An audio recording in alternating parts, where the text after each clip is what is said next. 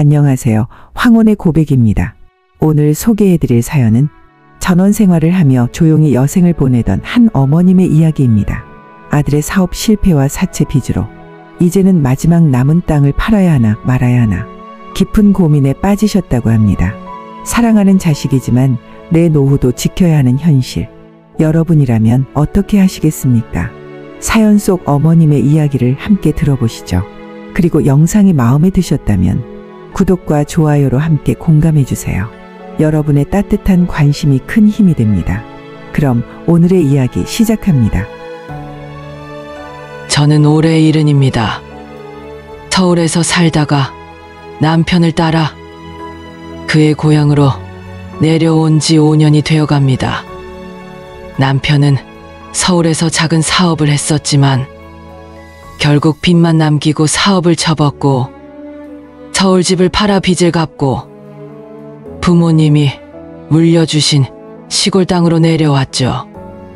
그런데 시골에 내려온 지 2년쯤 되었을 때 남편이 심장마비로 갑자기 세상을 떠났습니다. 청천벽력 같은 일이었습니다. 남편이 떠난 후 아들과 딸은 자주 찾아와 저를 살폈습니다. 그러던 어느 날 아들이 말하더군요. 엄마, 사업을 시작했는데 돈이 좀 부족해요. 3천만 원만 빌려줄 수 있냐며 꼭 갚겠다고 말했습니다. 저는 그 말을 믿고 돈을 내주었습니다. 이후 아들 이름으로 20만 원씩 가끔 통장에 입금되곤 했죠. 그러고 1년쯤 지나 또 다시 3천만 원이 필요하다고 했습니다. 저는 또 제 노후 자금을 꺼내 주었습니다. 사실 그 돈은 혹시라도 제가 아플 때 쓰려고 모아온 돈이었습니다. 그런데 며칠 전 밤 12시에 아들에게서 전화가 왔습니다. 엄마, 이번엔 진짜 큰일이에요. 사채까지 썼는데 감당이 안 돼요. 이자만 불어나고 차라리 죽고 싶어요. 그 말에 온몸이 떨리고 가슴이 벌렁거려 아무 말도 못했습니다. 그날 밤 저는 한숨도 자지 못했습니다.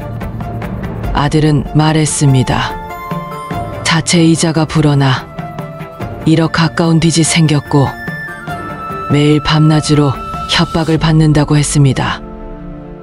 저는 이미 가진 걸 다 내주었고 지금은 시골에 있는 땅 몇 평이 전부입니다. 이 땅마저 팔아 아들의 빚을 갚아줘야 할까요? 아니면 이젠 내버려 두고 살아야 할까요? 매일 밤 이 질문이 저를 잠 못 들게 합니다.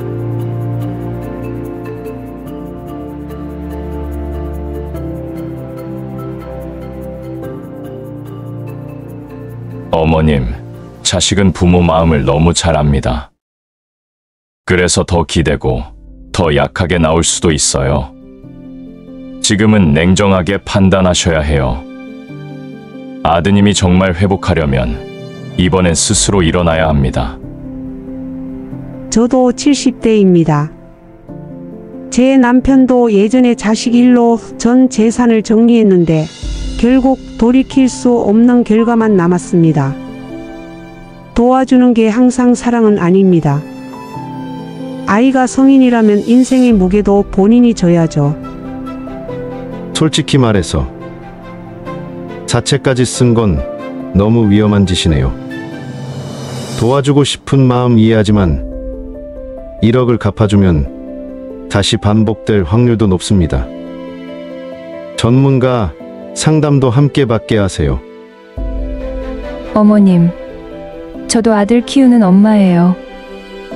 그 전화 받았을 때 얼마나 가슴이 무너졌을지 상상이 돼요. 하지만 그 땅은 어머님 삶의 마지막 지지대예요. 지금 다 주시면 정말 아무것도 안 남습니다.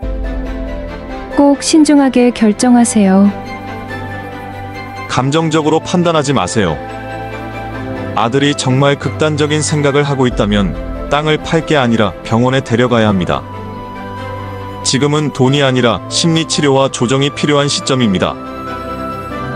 땅 파는 거 저는 반대입니다. 아들은 어머님의 인생을 책임져 주지 못합니다. 이미 수천만 원을 지원하셨고 돌아온 게 없잖아요. 도와주는 것도 한계가 있어야 서로가 무너지지 않아요. 땅 파는 게 무조건 나쁜 선택은 아닙니다. 단 조건을 거세요.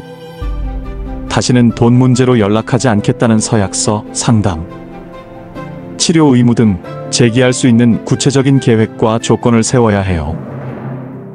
저도 어릴 적 아버지가 사채 때문에 집안이 무너졌어요. 결국 그 빚은 가족 모두가 짊어졌고 제 인생도 많이 틀어졌죠. 다시 돌아간다면 아버지를 도와주지 않았을 거예요. 아드님 인생은 아드님 몫이에요. 저도 40대 중반 실패한 자영업자입니다. 어머님 정말 죄송한데요. 저 같은 사람은 부모님이 도와주는 게 사랑이 아니라 면죄부처럼 느껴져요. 그게 또 다른 실패를 부릅니다. 냉정한 선이 필요합니다. 저도 손주들 키우며 시골에서 살고 있어요. 어머님 마음 100번 이해해요.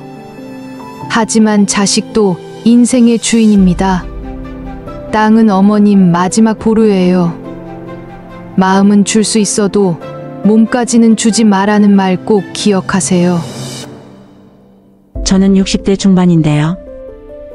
물론 자식에게 끝없이 퍼주다 보면 부모 인생이 텅 비게 되죠. 저도 그렇게 살았고요. 하지만 생각해 보세요. 지금 이 순간 어머님 아들은 죽고 싶다고 말하고 있습니다. 그 말은 이미 위기 상황을 넘어 위험한 경계선에 있는 거예요. 하나밖에 없는 아들은 한 번 잃으면 다시 못 돌아옵니다. 물론 쉽게 도와주라는 말은 아닙니다. 조건을 걸고 다시는 반복되지 않도록 철저히 대화를 나누시되 이번 한 번만은 살리는 쪽으로 생각해 주세요. 자식이 힘들어 울부짖는 그 밤 부모 마음은 이미 정해졌을 거라 생각합니다. 결국 부모는 아픔보다 생명을 택하니까요. 어머님, 먼저 이렇게 힘든 이야기를 꺼내주셔서 감사합니다. 저는 가족 심리 상담을 전문으로 하고 있는 상담사입니다. 사연을 읽는 내내 어머님의 마음이 얼마나 외롭고 무거우셨을까? 그 밤 12시 전화 한 통에 얼마나 심장이 내려앉고 그날 밤 혼자 이불 속에서 얼마나 많은 눈물을 삼키셨을까? 감히 제가 다 헤아릴 수는 없지만 자식을 살리고 싶지만 내 삶도 점점 무너져가는 그 복잡한 마음이 너무도 절절하게 전해졌습니다. 어머님, 사랑하는 마음과 지켜야 할 선 사이에서 흔들리는 건 너무나 당연합니다. 부모는 마지막 순간까지 자식 편이고 싶은 법이니까요. 하지만 어머님, 한 가지 꼭 기억해 주세요. 자식을 사랑하는 것과 대신 살아주는 것은 다릅니다. 어머님께서 이미 2번이나 도움을 주셨고 지금도 마음은 이미 그 아이 곁에 있습니다. 하지만 지금 필요한 건 또 다른 지원이 아니라 아드님이 스스로 자신의 삶을 돌아볼 수 있게 하는 기회입니다. 아드님은 지금 단지 돈이 필요한 게 아니라 나는 무너져도 누군가는 나를 다시 세워줄 것이다라는 믿음 속에서 길을 잃고 있는지도 모릅니다. 어머님의 땅은 어머님의 삶이고 어머님이 지켜야 할 남은 날들의 안전망입니다. 저는 지금 이 시점에 전문 심리 상담을 꼭 권해드립니다. 아드님이 정서적으로도 재정적으로도 다시 구조를 세우는 과정이 반드시 필요합니다. 어머님 혼자서 짊어지지 마세요. 혼자 짊어질 문제가 아니기도 하고 어머님이 무너지면 아드님도 결국 설 수 없습니다. 지금 어머님께 필요한 것은 냉정함이 아니라 스스로의 삶을 지킬 수 있는 선을 걷는 용기입니다. 저는 어머님이 잘못하지 않으셨다고 말해드리고 싶어요. 지금까지 정말 잘 버티셨고 잘하셨습니다.